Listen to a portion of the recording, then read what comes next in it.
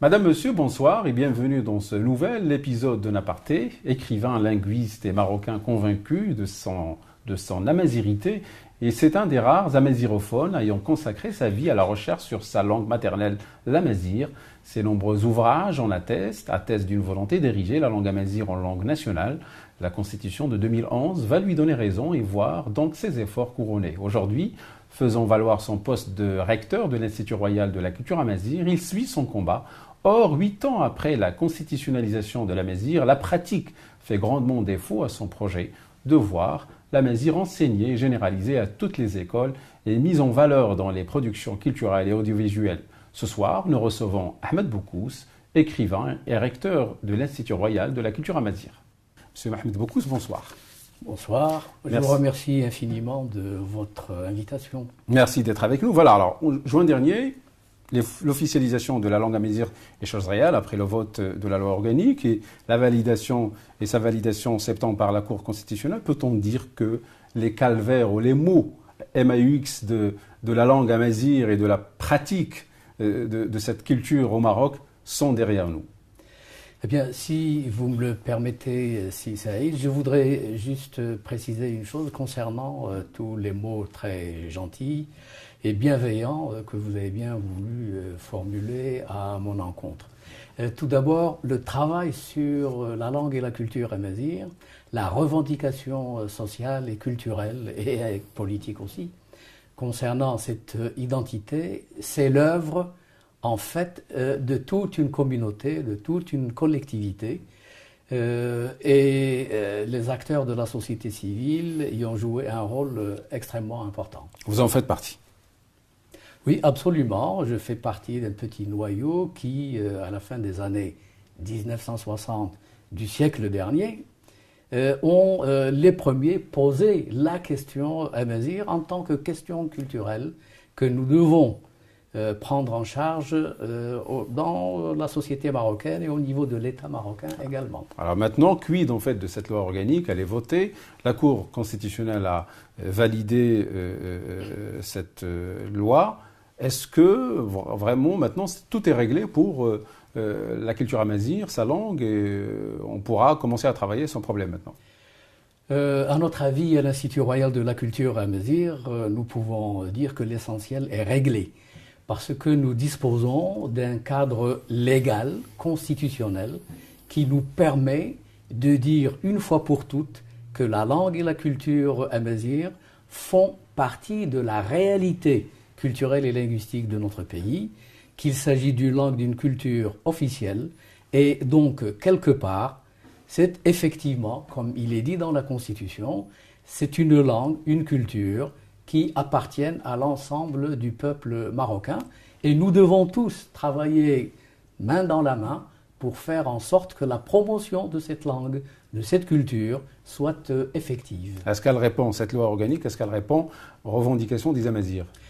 La loi organique donc, qui est sortie dans le bulletin officiel le 12 septembre dernier, elle répond à l'essentiel. Ça veut dire que, une fois pour toutes, encore une fois, la langue amazir est reconnue aux côtés de la langue arabe comme une langue officielle. Ça, c'est extrêmement important.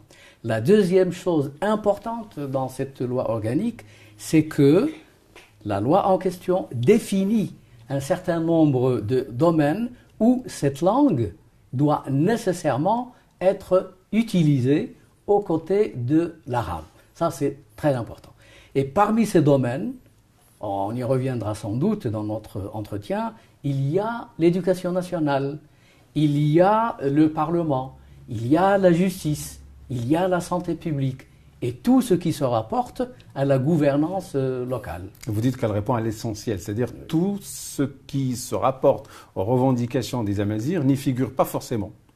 Qu'est-ce qui manque? Oui, alors ce ne sont pas des choses comme ça que nous pouvons identifier et dont nous pouvons dire qu'elles manquent. Nous dirons simplement qu'il faut veiller à ce que les dispositions de la loi organique en question soient traduites dans la réalité. En d'autres termes, cette loi doit être effective. Sinon, ce sera un texte à côté d'autres textes qui n'auront pas de vie. Voilà. Or, les gens, ils ont besoin de voir cette loi appliquée pour qu'ils sentent qu'ils sont J'allais en parler, en fait, entière. cette loi sans texte d'application, elle ne sert à rien. Alors, la question des lois d'application ou des décrets d'application, c'est une question que nous avons posée à l'IRCAM comme étant l'une des conditions sine qua non, sans lesquelles eh bien, la loi organique risque de ne pas avoir de réalité effective dans la société, dans les institutions. Alors, et là, on parle de délais d'application qui sont très longs, on parle de 10 à 15 ans. Il faut attendre encore 10, après les 8 années, juste après la constitutionnalisation de la culture amazigh, on est encore dans l'attente. C'est, comme dirait l'autre, c'est on attend dans Godot. C'est-à-dire, cette attente, elle est là, elle persiste en fait dans le temps et dans l'espace. En effet, vous avez totalement. On n'a rien réglé en fait concernant ce projet. Il persiste, on ne voit pas vraiment le bout. Si, le bout du tunnel, on le voit. Il y a la flamme azur de l'espérance qu'on voit là-bas, au bout du tunnel. Ouais. Mais dans la réalité, il va falloir vraiment travailler. Ce qui a causé ce retard, qui pour nous est injustifié, c'est le fait qu'il y avait d'autres questions très importantes qui n'étaient pas réglées au niveau de l'énoncé même. Je ne parle pas de l'esprit de la Constitution, mais au niveau de l'énoncé de la Constitution, il y a un certain nombre d'expressions qui prêtaient à confusion. Par exemple, la langue amazigh, pour certains partis politiques, certaines mouvances culturelles et idéologiques, il ne s'agit pas de la langue amazigh, mais il s'agit des dialectes amazigh. Or, pour nous, nous parlons de langue amazigh, de langue officielle, la langue qu'on enseigne aujourd'hui à nos enfants à l'école, la langue que nous voudrions voir utilisée au niveau des médias, dans les institutions. La langue amazigh, qui est une langue standardisée, et c'est une langue qui dispose de l'essentiel des références qui font qu'une langue est une langue et que d'autres expressions sont des dialectes. L'amazigh, donc, est une langue standard. Oui, mais ces délais, encore une fois, en fait, j'aimerais bien avoir une réponse encore plus claire. Pourquoi ça traîne ? Pourquoi tout ce temps ? Pourquoi vraiment ces décrets à chaque fois où on se dit qu'on va régler ce problème et puis voilà, il faut encore attendre 10-15 ans. C'est beaucoup. Alors à propos de langue par exemple, parce que c'est une question très très importante qui n'est pas réglée vraiment, si vous voulez, dans le projet de loi organique. On parle d'expression de l'amazigh, d'expression régionale, tarifit, tamazigh, tajlihit, etc. Or nous parlons de langue. Et il a existé au sein même de la commission qui a préparé le projet de constitution une tendance qui ne voulait pas entendre parler de l'amazigh comme langue, mais comme des dialectes régionaux.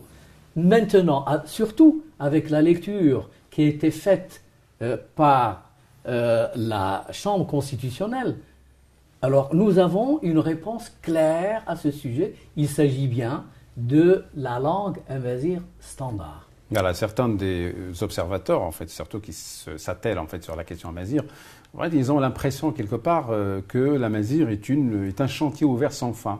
Selon vous, qui cherche à nuire en fait ou à faire en sorte que ce chantier reste juste ouvert sans qu'il soit réglé une fois pour toutes ? Eh bien, moi, je vous dirais tout directement et frontalement que ce sont les gens qui n'ont jamais voulu reconnaître que l'amazigh, la langue et la culture amazigh font partie, effectivement, réellement, de notre identité. Qui sont ces gens ? Écoutez, faut les nommer. Les mouvances traditionnalistes, conservatrices, et quand vous regardez un peu l'éventail. Le PJD ? Alors je finis. L'éventail. Ce n'est pas que je ne veuille pas, on dit m'attirer les foudres du PJD, mais au sein du PJD, il y a un certain nombre de dirigeants qui ne veulent pas entendre parler de l'amazigh comme langue, qui ne veulent pas que cette langue soit enseignée. Il y en a.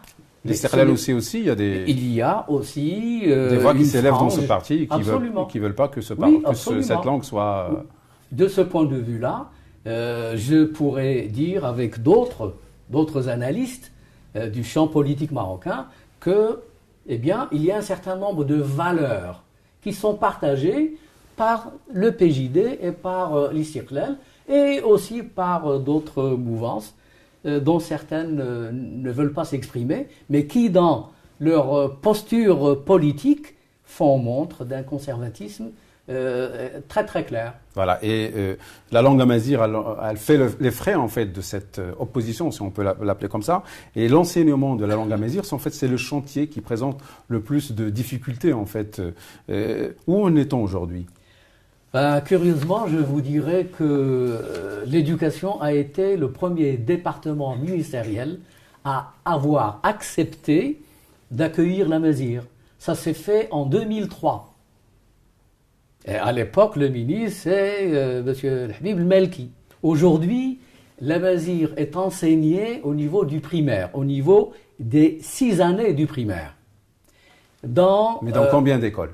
Dans combien d'écoles? Alors, le ministère ne nous donne pas les chiffres précis, mais il y aurait environ 25% des écoles qui accueillent l'amazigh.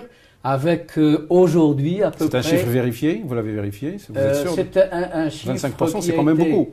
Ce n'est pas assez en réalité, clair, parce qu'on devrait faut arriver avoir à 100% d'écoles. À 100% depuis 2003. Et c'est ce qui avait été annoncé par Monsieur le ministre de l'époque. Et depuis, il y a eu changement à la tête du ministère. Il y a eu d'autres décideurs qui n'étaient pas, probablement, qui étaient insuffisamment prêts à accepter l'idée de l'enseignement de l'amazigh dans l'école marocaine. Mais aujourd'hui même, on veut arrêter la généralisation de cet enseignement au niveau du primaire, de la 6e année du primaire. Or, il est impensable qu'une langue officielle soit enseignée uniquement au niveau du primaire. Il faut que l'enseignement soit généralisé au niveau du secondaire, le secondaire collégial et le secondaire qualifiant. Le lycée, ce qu'on avait appelé à l'époque le collège, le lycée. Au niveau de l'université, qu'est-ce qui se passe? Au niveau de l'université, nous avons environ 5 universités qui dispensent un enseignement de langue et de culture amazigh dans ce qu'on appelle les filières d'études amazigh.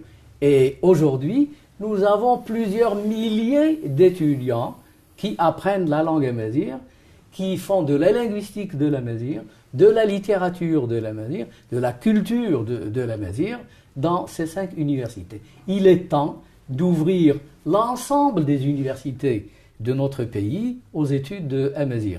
Et à ce moment-là, on pourrait dire que notre pays aura franchi pourquoi le ministère de l'Éducation nationale n'arrive toujours pas à couvrir toutes les écoles marocaines? C'est une question de moyens, on le sait. Moi, j'avance juste un chiffre de l'ONU qui dit que pour 4,4 millions d'écoliers, il faut 100 000 enseignants. On ne les a pas.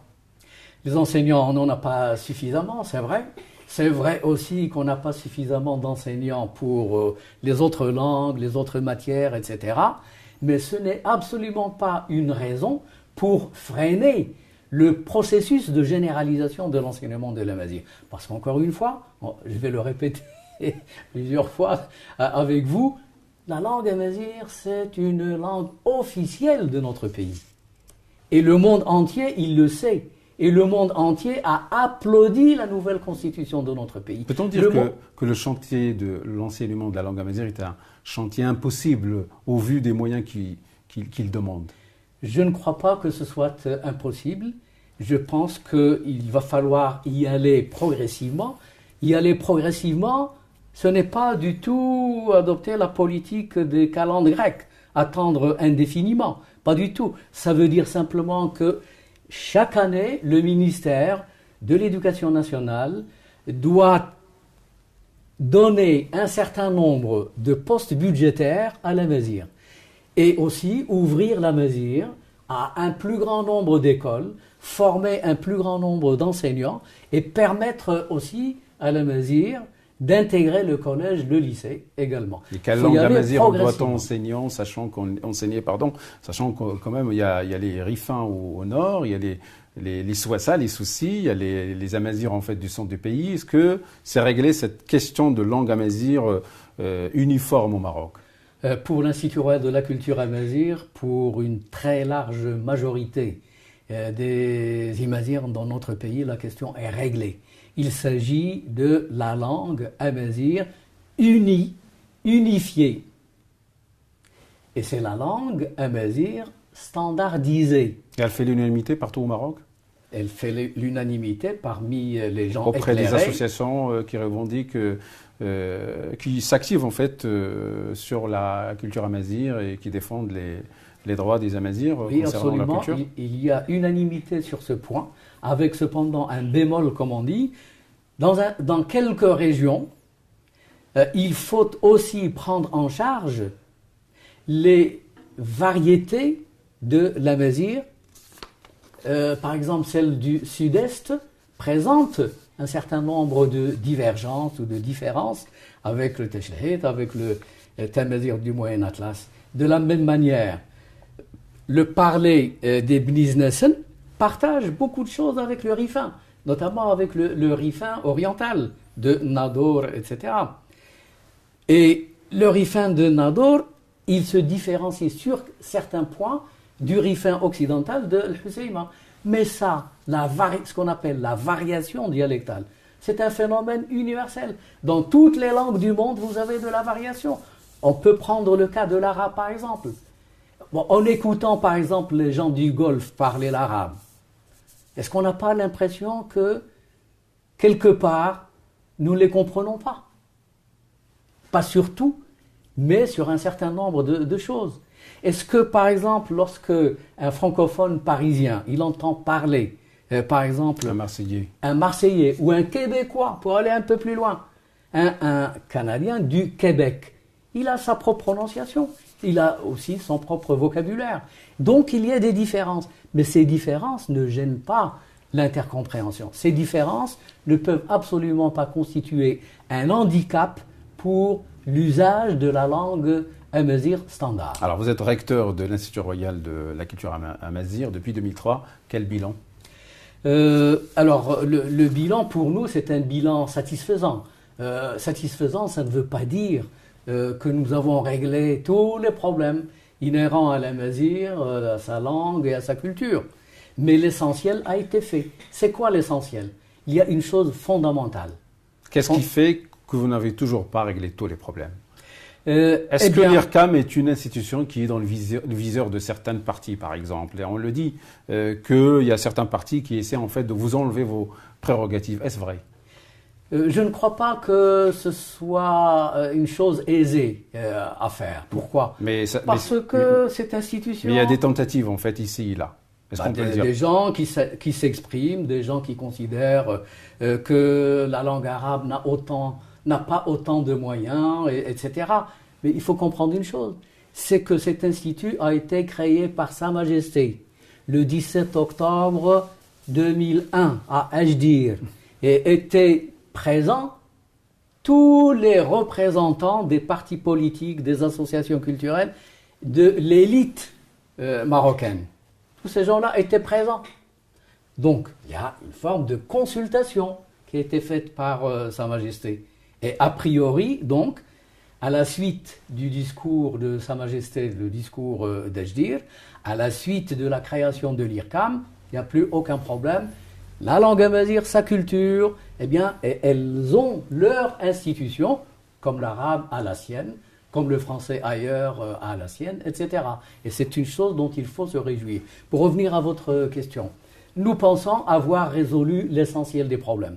Nous avons des manuels scolaires pour la première année jusqu'à la 6e année du primaire. Nous avons élaboré aussi des manuels pour le secondaire. Nous avons élaboré des manuels pour le supérieur. Nous considérons que l'essentiel du travail en matière d'élaboration des supports pédagogiques, ça c'est des choses qui sont faites. Nous considérons également que nous avons apporté un soutien très important aux associations culturelles, les associations qui s'occupent de la création littéraire, du théâtre, du cinéma, des arts plastiques, de la poésie, et pourtant, il y a des mécontents du roman. Il y a des mécontents parmi ces associations. Évidemment, il y aura toujours des mécontents. Et pourquoi, à votre avis? Et c'est très bien qu'il y ait des mécontents. Pourquoi ils le sont? Ils le sont parce qu'il faut un soutien plus important. Vous avez des associations qui n'ont jamais reçu un centime. C'est une question de financement. C'est essentiellement une question de financement. Aujourd'hui, le ministère de la Culture s'emploie à apporter son propre soutien à ces associations. L'IRCAM, il le fait depuis 2003. Nous avons travaillé avec des milliers d'associations culturelles, mais avec des moyens qui parfois ne sont pas à la hauteur des besoins. Ce qu'il faut aujourd'hui, c'est qu'il y ait une véritable politique nationale de sauvegarde de la culture amazigh à travers le soutien des créateurs de cette culture. Parce que la culture comme ça, comme abstraction, ça n'a strictement aucun sens. La culture qui n'a pas les moyens de nourrir les femmes, les hommes, les enfants qui produisent cette culture, elle n'a aucun sens pour eux. Donc il faut apporter un soutien important aux poètes, aux dramaturges, aux cinéastes, aux artistes, etc. Et ça, le ministère de la Culture, le ministère de la Communication font des efforts. Le manque en termes de financement concernant votre budget, il serait de combien? Alors, l'IRCAM a apporté annuellement un soutien de l'ordre de 2 millions de dirhams. Et c'est pas suffisant? Non, c'est pas suffisant, mais ça fait 1/7 du budget de l'IRCAM.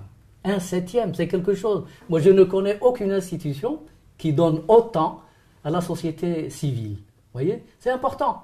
Mais à ce moment-là, il faut augmenter la dotation accordée à l'IRCAM. Il faut qu'il y ait d'autres institutions qui apportent leur concours à cette machine formidable qui est la création de la culture et aussi l'encouragement des gens qui travaillent dans les différents secteurs de la culture. Les Amazirs marocains, ils sont nombreux, ils sont au sud, ils sont au nord, au centre du pays. Est-ce qu'on peut dire, selon vous, que en fait, cette population marocaine, elle manque en fait elle n'est pas représentée politiquement? Est-ce qu'elle a une sorte, elle vit une sorte de manque de représentation partisane?